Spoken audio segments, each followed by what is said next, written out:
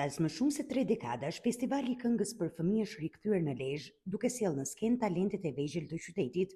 Edicioni i parë i festivalit, Val Zërash, u zhvillua në Pallatin e Kulturës, ku 12 këngë të interpretuar nga nxënës të ciklit 9-vjeçar konkurruan për çmimet kryesore.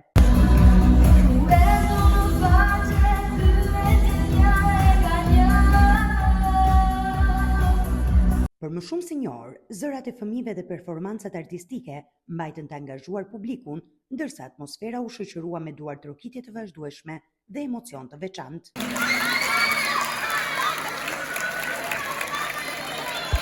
Festivali është një nismë e Drejtorisë Rajonale të Arsimit Parauniversitar në Lezhë, e cila synon të kthejë këtë aktivitet në një traditë të përvitshme në funksion të promovimit të talenteve të reja dhe zhvillimit të jetës artistike për fëmijët. Duke rikthyer festivalin pas 36 vitesh, ne bëjmë një vlerësim dhe një omazh për ato të cilët realisht kanë dhënë kontribut dhe sot nuk jetojnë. Përveç saj do thoya që festivali i këngës Val Zërash, të cilin e nisëm këtë vit pas 36 vitesh, do të vijojë në edicionet e ardhshme. Ky nuk do të jetë edicioni i parë dhe i fundit, por do të jetë një edicion i cili do pasohet edhe nga edicionet e tjera, për një arsye shumë të thjeshtë. Lezhë ka talent.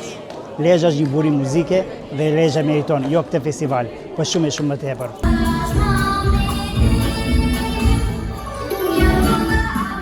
Krenar për idenë dhe realizimin e drejtorit të drapit zotit Hasan Muqa, që kam menduar me kthy festivalin e fëmijëve në Lezhë. Unë jam produkt i festivalit fëmijëve në Lezhë. Dhe jo kënga që mori çmimin e parë, që e kam kompozuar tani, por një këngë tjetër unë e kam kënu në klasë 5 në kohën time në festival të fëmijëve në Lezhë. Absolutisht domethënë punë shumë e madhe, i falenderoj jashtëmase gjithë kolegët që janë përfshirë në grupin e punës, me kompozimet, me orkestrimet, tek skryshit, patjetër. Rëndësinë e rikthimit të këtij festivali e vlerësoi dhe kompozitori i njohur Zhani Ciko, i cili kryesoi jurinë e festivalit.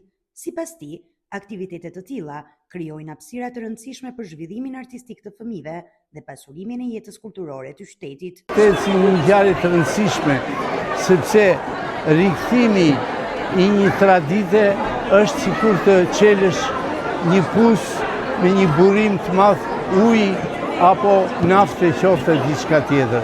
Është shumë e rëndësishme. Është e rëndësishme për më tepër që Lezhë jo vetëm si një qendër kulturore me vlerë, por nga ana tjetër edhe si një shkollë, si ajo Beslidhjes, ka marrë përsipër të rikthejë traditën në fal kujdesit, punës të madhe të mësuesve, të cilët jo vetëm ka mësuar nxënësit të këndojnë dhe të ngrenë këtë festival, por nga ana tjetër dhe kanë kompozuar po vetë këngët e këtij festivali.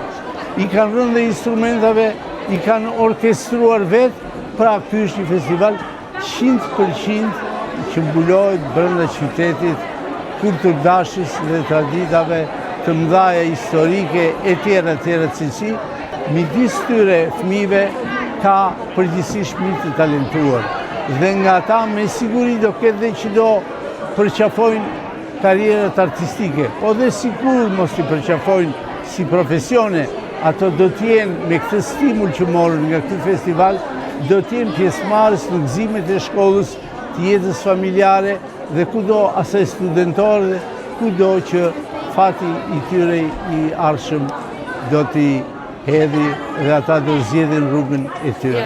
Festivalin e parë të këngës për fëmijë në Lezhë e fitoi Ambra Uku me këngën Pyetje.